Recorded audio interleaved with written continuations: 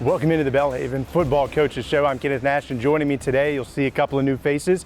We've got the Belhaven captains of the football program here today. We've got 5 captains. Talk to the defensive guys first. Corey Toliver, Connor Fordham. Guys, thanks for jumping on and talking to us in this off week. Thank you for having us. The Blazers are coming off of a bye week after starting the season 2-0, and they're heading to Huntingdon this weekend to take on the Huntingdon Hawks. And we're going to talk a little bit about that game, but kind of want to talk about the season overall for y'all. Obviously, it's still pretty early in the year, but you had a good start, 2-0 with a couple of big wins, a rivalry win over Millsaps, and then a big kind of redemption win over Southwestern 2 weekends ago. Corey, we'll start with you. I know that you play on the back end of that defense, and y'all have had a really good start to the year. Take me to that Southwestern game, because it was a kind of a weird setup. You had a almost 2 hour lightning delay, 5-hour game day essentially. Can you just kind of talk about the game and what you felt like the defense did well and what you might have done well in that game? I feel like we came out really good, really high energy, playing really fast, doing everything, executing. So I feel like we came out really strong. And then the lightning delay came, but Coach always tell us to be prepared. We always ready for anything, sudden change. So the whole time we was in the locker room, I mean, we was just locked in, focused, talking through plays, just preparing, ready to come out. And we tried to come out with the higher energy than we did come out with in the first half. So yeah. I feel like we executed really well. Absolutely, and you had a really big play in that game. 4th and goal stop. Southwestern had like 6 plays inside the 5-yard line. Right. You got the 4th and goal stop. Can you just walk me through that play? Because it felt like a real momentum shifter and really helped you guys kind of run away from Southwestern. Right before the 4th down goal line play, I was on the field and I had just gave a really like inspiration, motivational type of speech and like telling the defense, let's bow up and make a stop. And they came out and they ran the same play they ran on the 2nd and goal. And I took my keys and I seen the running back was widened, so I took a step out and I mean, the defense worked as one. Everybody filled their spot and did their job, and I just did my job and made a play. So. Absolutely. It was a huge play. It really felt like a momentum shift. Connor, obviously you've been a part of this defense for a long time, playing the linebacker spot. Can you just kind of talk about the growth that you've seen over your time here? Because it feels like you guys have even hit a new level this season, even after losing some key guys last year. Yeah. First thing, we've got a lot of guys that are returning. A lot of them that haven't been in a lot of critical time in game, and so, but they're older guys, and so that lends itself to an advantage. They've spent time in the film room. They've watched guys prepare well. They've watched guys be successful in the field as a defense, and so that's a huge advantage. But I think one of the things that this year that has set us apart as a defense is our preparation. It's been really fun to watch new freshmen, old seniors continue to just raise our standard in how we prepare and how we get ready for games throughout the week. And that's, in a lot of ways, is just focusing on the really small things, the details that do cost games in the whole scheme of everything. Because last year, the reality is there's a lot of really small parts to the season that cost us in a lot of big games. And so one thing that we focused on, even in the preseason in our training camp, is just doing the small things correct every day and getting better at those day in and day out. Yeah. Absolutely. Now you have a big game coming up against Huntingdon this weekend. They're the reigning USA South champs. They're off to a pretty good start this year. Have a big win over Birmingham Southern. Had a 47-7 win over Guilford last weekend where they ran for over 350 yards. Can you just kind of talk about your preparation this week for that team that obviously has a high-powered offense and a really good running attack? Yeah, no, you're right. They certainly have one of the highest-powered offenses that we've ever seen as a defense, certainly here at Belhaven. One of the things that I like to do is think back on times where we have played really talented defense with a really good quarterback, good offensive line, good running back, good receivers, just a good unit of an offense. It's to continue to prepare in the film room, to watch extra film, to spend time talking with coaches and reading keys well, and seeing to take every advantage that I can to be prepared for the game. Another thing is running to the ball during practice. This is our first midday game, and so that's going to come with its challenges. But we practice basically in the midday, and so it'll be really important that we're prepared conditionally to come out and play well. Another thing this week that we've really stressed is being able to communicate well as a defense, which I think is very important as you enter into this stage of the season. You've played a couple games and you've gotten into the routine of what defense should look like, and you may even find yourself in comfort. The reality is we have to continue to communicate, continue to be on the same page as we push forward to whatever our goals are. So now, obviously, you guys are both captains. We'll speak to the offensive captains here in a second. Corey, I want to ask you, being a captain this year and obviously taking on a leadership role as one of the more veteran guys on this team, what does, I guess, leadership look like to you when you're in that locker room or you're in that huddle and you're trying to get your guys going, get your guys ready? What does leadership look like to you?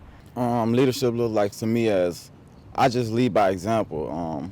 I try to do everything right, try to be on time, do the right things, just so freshmen and underclassmen can see that and see what Corey, he's making plays on the field, he's doing the right thing. So this is what it takes to be a good player. So I just try to lead by example. On the field, my role is to communicate, keep the defense on the same page. So on the field, I'm more vocal, more telling people where to go, lining up here. So it's just different roles, and I know my roles and know how to play it. So I just do what I have to do to help my team win. So outside of school, outside of the field, I'm more of a lead by example type of guy, but on the field, I'm more of a vocal guy. I got you. That makes sense. And then, Connor, same question to you.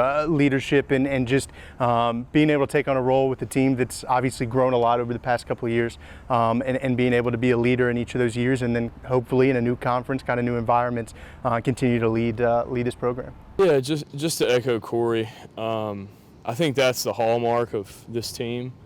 In a lot of ways, we've seen it done right. In fact, we've been a part of, in a lot of ways, starting that. And it's been really cool, really fun to watch, to see, in a lot of ways, the fruit of that, even in this freshman class this year, of leading by example. And they watch how things are done, and they see Corey come up with a huge fourth down stop in a huge game against Southwestern. And they watch him do what he's supposed to in the classroom. They watch him do what he's supposed to in the film. And everything affects winning, and winning is really hard. It's very difficult, and we never want to take that for advantage. We never want to seem that we're entitled to it here. And so part of leadership is remembering where you're from and continuing to push forward to where you're going. And so as a captain, as a leader on this team, that's what I find is critically important, is remembering where this program was and pursuing what our goals and what we want. And that's a conference championship and a national championship. I mean, you say those things because we believe that we can do it. And so that's a bit of what I've found in leadership. So. Joined by the offensive captains here in this second part. We've got Charlie Ballou, Kendrian Boatman, and Ben Owens. Guys, we're going to talk about a lot of the same stuff, but I kind of want to just start with you, Charlie, and just this season. And you've been around this program for a long time. I know that they kind of make fun of you sometimes for how long you've been around this program. Right. Can you just kind of talk about from when you got here to now and just the growth you've seen as an individual and then as a team? Yeah, for sure. I came into this program, it was Coach McCorkle's first year. I remember when I was still in high school, I actually came in and he hadn't even hung his pictures in his office yet. And he told me, that I was coming into a program that, had work to do. And, I came here believing 100% in the vision he had for us. And, went through 2 years of 2-8, and that was rough and came with, it's ups and downs, of course, but we knew to press on and to keep fighting and keep working. And ultimately, it has led on to success. And that's part of my reason for coming back a fifth year was, just couldn't get away from it. And, winning is a fun thing to do, but it's also a great thing to do with your brothers. And this program, it's just growing exponentially, and there's a lot of room to grow going forward. Yeah, absolutely. We'll get to the game and kind of the season, but I want to keep asking because you all have really interesting kind of personal stories at Belhaven. Kendrion, you have a 4.0 on top of being a dominant right tackle at this level. Can you just kind of talk about your balancing of on the field, workouts, film, and then you also go to class and you dominate in the classroom? Yeah, I understand. It's priorities to things, and you got to be organized to be able to balance all these things. Because like when I first came here, and it's like started playing football, which is very different from when I was in high school. Like it's so much different. When I came here now, it's like a lot of football, and it's something I wasn't used to. But I had to get my priorities straight and understand what comes first. And also, I was raised in a household with like grades are very important. Education is very important. It's something that just can't be taken away from you. Yeah. So I always harped on that, and always, whatever I did, I tried to do it to the best of my ability because I understand the things I do in life is a privilege and it can easily be taken away. So wherever I come across in life, I just try to leave a great mark in it, and I just give it my all. And then Ben, obviously you've been around for quite a while as well, this program, and last year didn't quite go the way you wanted to, had an injury, and you missed a lot of the year, but you've come back and you really embraced kind of this leadership role, and even from the outside looking in, I can see that your teammates value your opinion, value your time. Can you just kind of talk about being at Belhaven, having to go through some adversity, but still being a leader on and off the field for your teammates? Yeah, for sure. It's been tough, any player that goes through a injury like that, it's just really hard to find the motivation to pick back where you left off. But the biggest thing for me was, and Charlie hit on it, is I bought in day one. Took my visit here as a senior in high school. Coach McCorkle, there was no coaches here. He was the one who toured me around, and I understood the message he was trying to convey to me, and it just kind of clicked for me.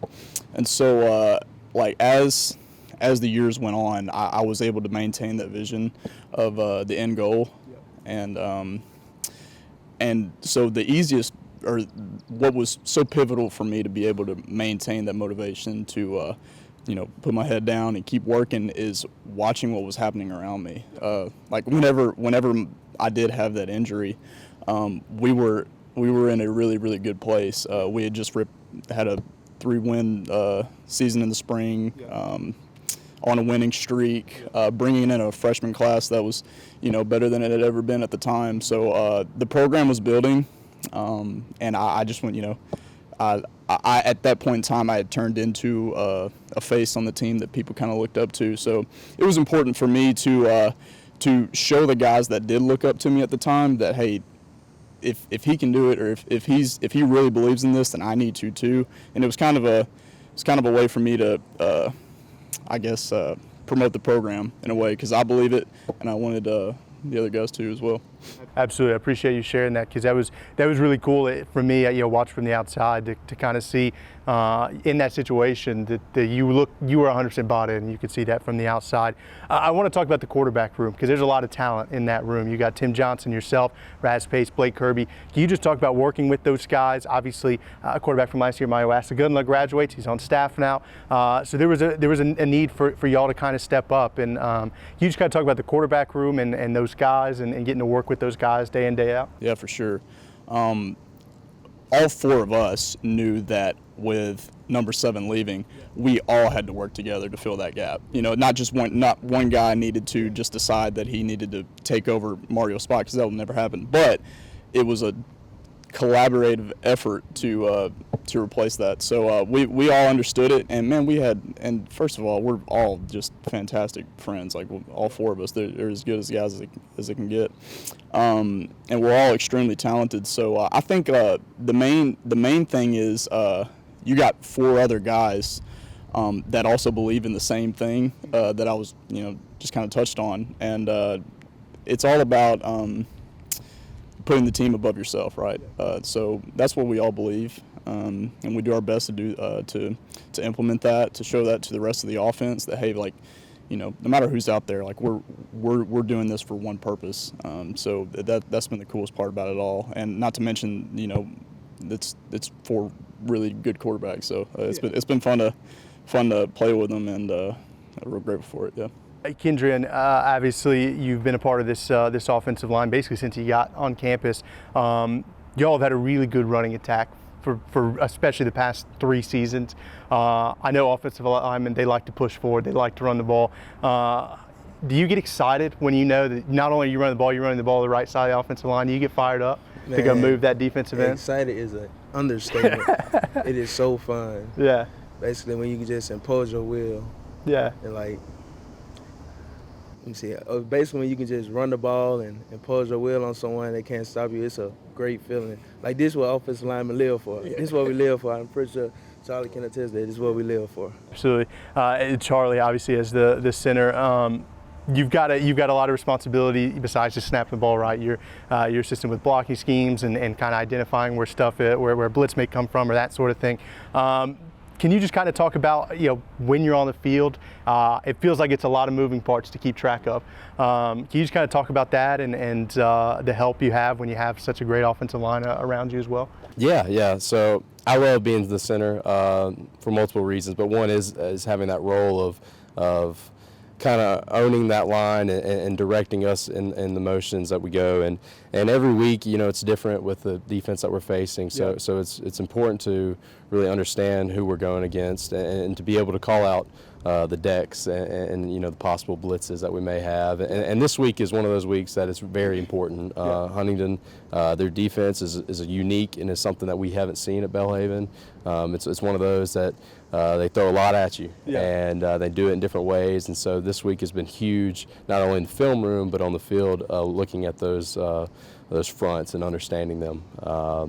But it does help when I'm surrounded by, I can't say enough about the guys in the room, and the 4 that are up there with me, with Zay and David and Boat and Cole.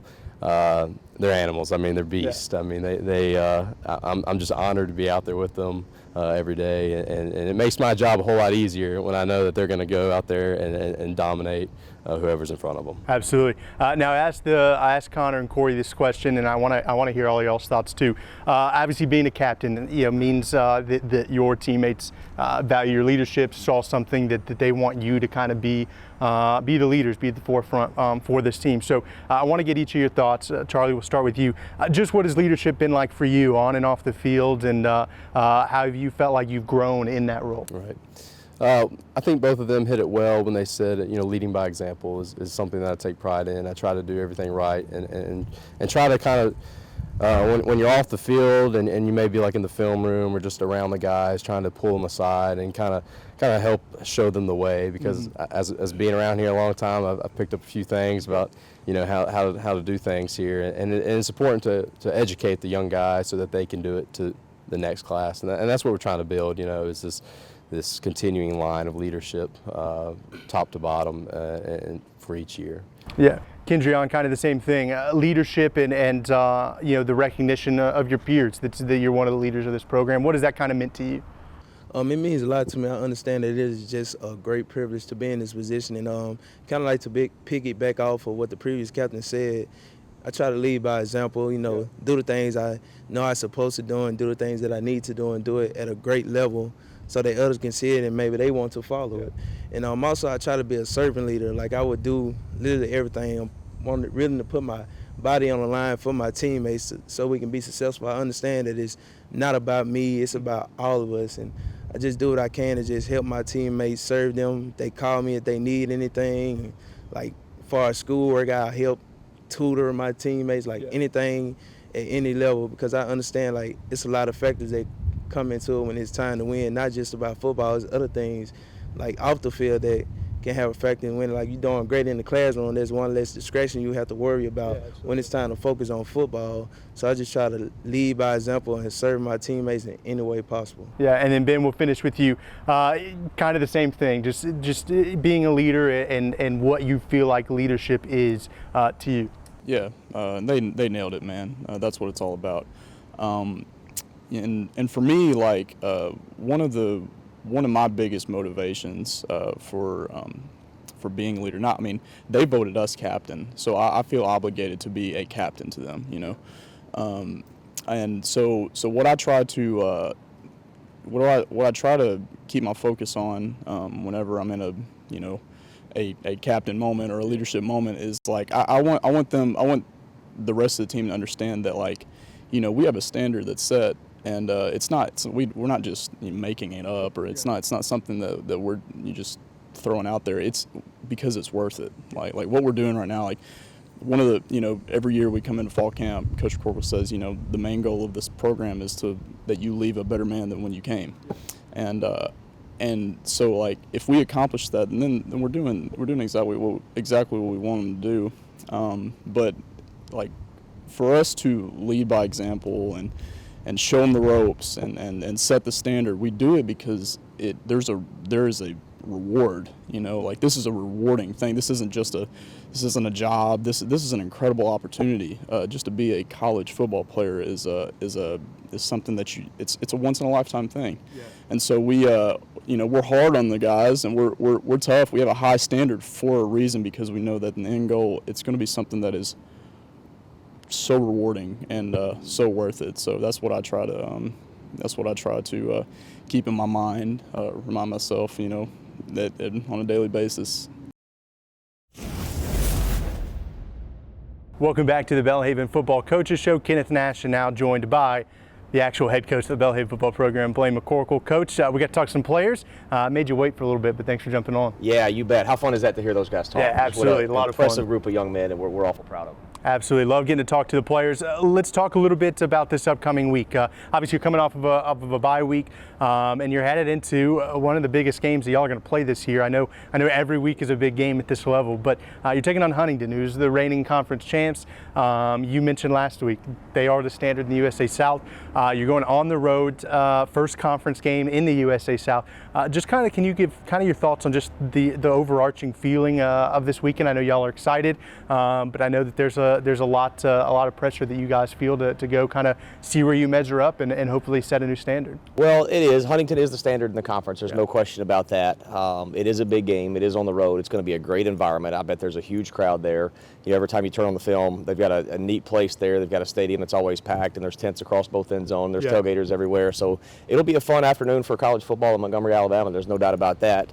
But, you know, pressure, there's pressure every week, and it's really important that our guys just say this is another game that we've got to go get ready for, and you've got to execute, because sometimes in those games you can get a little bit too hyped, too wrapped up in the moment that you forget to play the game. So we want our guys to enjoy the moment, you know, soak it all in. College football is a special thing to be a part of, but you got to go do a job as well. Yeah, I'm interested because we've talked a little bit about the bye week and how it helps with preparation and resetting. But on the flip side of it, you guys were 2-0 with two pretty big wins, frankly, where you guys kind of ran away from your opposition. Does it kind of impede any momentum, or does it feel like it does when you're coming off of two big wins and then you go into a bye week and then you got to turn around and go play one of the best teams in the country? No, I don't think so, because of who we are playing. You know, I think this is a year that if you're going to have an early bye week, this is the year to do it, because you are playing teams that you're completely unfamiliar with. You know, we know a lot about Millsaps. We know a lot about Southwestern. They were familiar opponents. We know nothing about the teams in the USA South other than what we did in some summer studies and just, you know, a little bit of name recognition. So it was probably good for us to take a deep breath, hit the reset button, and really study, okay, who are these guys? Who is this league? And really start a brand new 8-week season that starts off with the 6-time champ. So, so it was good for us. Yeah, Huntington, like you said, 6-time champ. They've made it into the playoffs at the D3 level a number of times. They're coming off of a big win, 47-7 over Guilford, where they basically ran the ball at will. They ran for well over 300 yards as a team, had a 175-yard rusher last week. Can you talk about preparing for a team that is frankly different than the two teams you played so far this year? Yeah, they're a good football team. You know, they went up to Guilford and kind of had their way with them, and I would bet you if you asked Coach Turk and his staff, they would tell you they didn't play well. You know, they had some turnovers, they had a slow start, there were some things in there that probably are uncharacteristic of them. You know, the week before they came off a really, really big win on the road against Birmingham Southern. And, you know, sometimes those things happen, but they're still able to win 47-7 and just dominate the stat line. So that tells you a little bit about who they are. That tells you a little bit about their culture, that they're able to go up there and respond and finish the game the way they did. So it's a good football team, and they are significantly different than our first two opponents. There's no question about that. They're different than your first two opponents, but it does feel like they're somewhat similar to y'all as a program. You know, similar kind of school structure, similar program structure, and a similar kind of way of playing the game. I think you're both balanced teams offensively, offensively, but you have really, really good running attacks. Defensively, you both have the ability to be pretty stout as well. Can you talk about what it's like matching up against a team that does feel like it kind of fits in the same ethos of your program? Yeah, that's one thing that I think was a lot of the motivation with us switching from the ASC to the USA South, is that conferences are supposed to be relative, and everybody in this new conference is just like us. I think our enrollment is just about dead on the same. Our cost of attendance is just about dead on the same. Our staff sizes are very similar. Our roster size may still be a little bit smaller than some of them in the USA South, and that's okay. But across the board, top to bottom, as you study all the schools that will play this year in conference, they're all just like us. Yeah. And that's really exciting. You want to see where you match up with people that are like you, and that's also a reason that it was really good for us to win a lot of games last year in the ASC against some teams that have, a few more resources, a few more coaches, a little bit bigger enrollment, things like that. So we're excited about it, with the football piece aside. Yeah. But then if you do ask about the football piece, I do think we're very similar. We both like to run the ball. We both like to get downhill on you. They've got a really, really talented quarterback. This Landon Cotney kid he's fun to watch, and he can beat you any way he wants to beat you, and so our defense has got their work cut out for them, and they do some things a little bit different and unique up front that we've got to have a plan for. And then you're right, defensively, they're pretty stout. Charlie mentioned a few minutes ago, they make you think, they make you play with your eyes, they make you communicate. So we've got a work cut out for us. Absolutely. You mentioned going on the road and that it's a great environment there. How important is a quick start? Because you go to Millsaps and I think you'd be the first to admit that the first few series were not the way you kind of draw it up. Against Southwestern, faster start, but not right off the bat. Took a pretty impressive block kick from Carlton Brown, and that kind of jump started you guys. How important it is to start from the opening kickoff, be ready to go and try to grab hold of that momentum. Yeah, I think it'll be important. This game we fully anticipate being a 4+ quarter game. Yeah. We haven't had an overtime game since we've been here. I don't know that we'll have one this week, but I could see it. I think these are two very evenly matched teams, and it will be a 4-quarter game. So to get off to a start fast would be really important. And if you do, great, build on it and keep going. If you don't, this is a week that you've got to just play the next play. Just take it one play at a time and play the next play, and leave it all behind you and keep moving forward. Yeah, and this was an interesting week as well for y'all as a program. You popped up in the AFC coaches poll. This was the first week that the AFCA did their Division III poll. Popped up receiving votes. I know that's not really the end all be all for y'all, but to see yourself in the poll, it's the second time you popped up last year, 1 week, but to be in the poll and kind of have multiple votes this time, and is that an indication to y'all that you're doing things right, or do you just take your cues from the win and loss column? Well, it is. You're not going to get those votes unless you're on the right side of the win and loss column, for one. So I think it is nice to know that people are recognizing that we're making some improvement. I think in Division III is probably the hardest level of all 4 divisions in college football to reach the postseason, to win a national championship, and even to be ranked, because there's 240 teams and 25 teams vying for a spot in the top 25. So to get votes in that is a big deal. It's a big deal. Last year we had 1 week where we got 1 vote, and we were pretty stinking proud of it, because we know that our history, just to be honest, is not good, and for people to start to notice and pay attention that, hey, they've got something going on down there at Belhaven, let's pay a little bit more attention, is a big deal. And hopefully we can keep building on that success and keep climbing in those things, because ultimately that's what we want to do. We want to be one of the elites year in, year out that people talk about in this level. We've still got a long way to go to get there, but I do think it shows we're heading in the right direction. Absolutely. And before we kind of wrap things up, I want to talk about just this past week. Obviously, you had the off week. That lets you do some things differently, get some guys some rest, like you said, and see some of your younger guys get some more, more game-like action.